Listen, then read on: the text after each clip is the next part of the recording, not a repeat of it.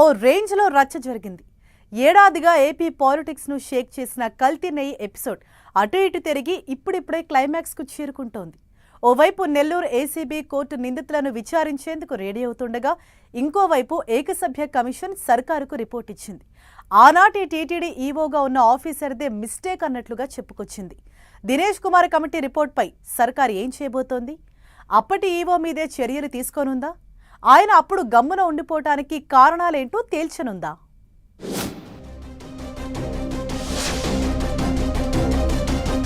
కల్తీ నెయ్యి ఎపిసోడ్లో ఏకసభ్య కమిషన్ రిపోర్ట్.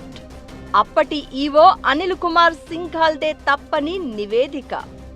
కల్తీ నెయ్యి సరఫరాను అనిల్ కుమార్ అడ్డుకోలేదన్న కమిషన్. అనిల్ ఈవోగా ఉన్నప్పుడే నెయ్యి సప్లై రూల్స్ సడలింపు. ఈవోగా సింఘాల్కు ఉద్వాసన, ఏ పోస్టింగ్ ఇవ్వని సర్కార్. అప్పుడెప్పుడో ఏడాది కింద మొదలై తీవ్ర దుమారం లేపిన కల్తీ నెయ్యి ఇష్యూలో ఫుల్ స్టాప్ దిశగా డెవలప్మెంట్స్ కనిపిస్తున్నాయి. స్పెషల్ సిట్ రిపోర్ట్ సుప్రీంకోర్టుకు నివేదిక ఇచ్చినప్పుడే పెద్ద రచ్చ జరిగింది. ఇక Nellore ACB court special SIT నిందితులుగా చెప్పిన వారిని విచారించేందుకు రెడీ అవుతోంది.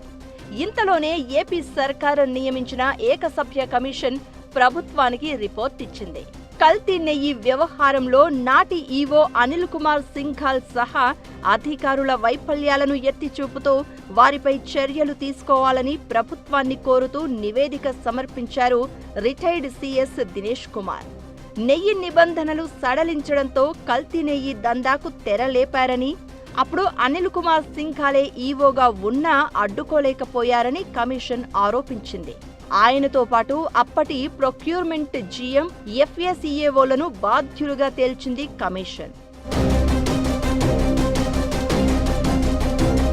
నెయ్యి సరఫరా నిబంధనల సడలింపు ఉద్దేశపూర్వకంగా చేసినా చెయ్యకపోయినా తప్పైతే జరిగిందని స్పష్టం చేసింది ఏకసభ్య కమిషన్. రూల్స్ సడలింపు వల్లే కల్తీ నెయ్యి సప్లైకి డోర్లు తెరిచినట్టయిందని నివేదిక ఇచ్చారు దినేష్ కుమార్. కల్తీ నెయ్యికి దారితీసిన పరిస్థితులను సింఘాల్ అడ్డుకోలేకపోయారని రిపోర్టులో మెన్షన్ చేసింది.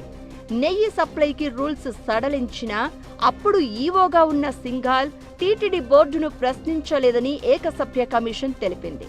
ఆయనతో పాటు అప్పటి procurement GM, financial adviser and chief accounts officer వైఫల్యాలు, తప్పులు ఉన్నాయని కూడా అభిప్రాయపడింది కమిషన్. బాధ్యులైన అధికారులపై నిబంధనల ప్రకారం చర్యలు తీసుకోవాలని దినేష్ కుమార్ సిఫారసు చేసినట్లు చెప్తున్నారు. టీటీడీలో నెయ్యి సహా ఇతర కీలకమైన సరుకుల కొనుగోలు వివాదం, టెండర్లు, నిబంధనలు మరింత కఠినతరం చేయాలని కమిషన్ సిఫారసు చేసినట్లు తెలిసింది. తక్కువ ధరకు లభిస్తే కొనుగోలు చేయడం సరైన పద్ధతి కాదని, అలా చేయడం వల్లే టీటీడీలో కల్తీ నెయ్యికి ఆస్కారం ఏర్పడిందని ఒపీనియన్ వ్యక్తం చేసింది కమిషన్.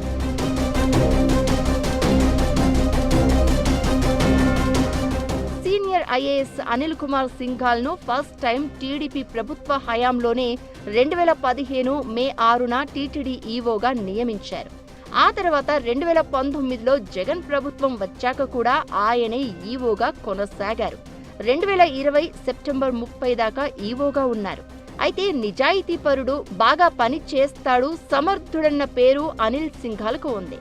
కానీ ఆయన మౌనం కీలక అంశాల్లో టీటీడీ బోర్డు నిర్ణయాలను అడ్డుకోలేకపోయారన్న ఎలిగేషన్స్ ఆయనను చిక్కుల్లో పడేశాయన్న టాక్ వినిపిస్తోంది.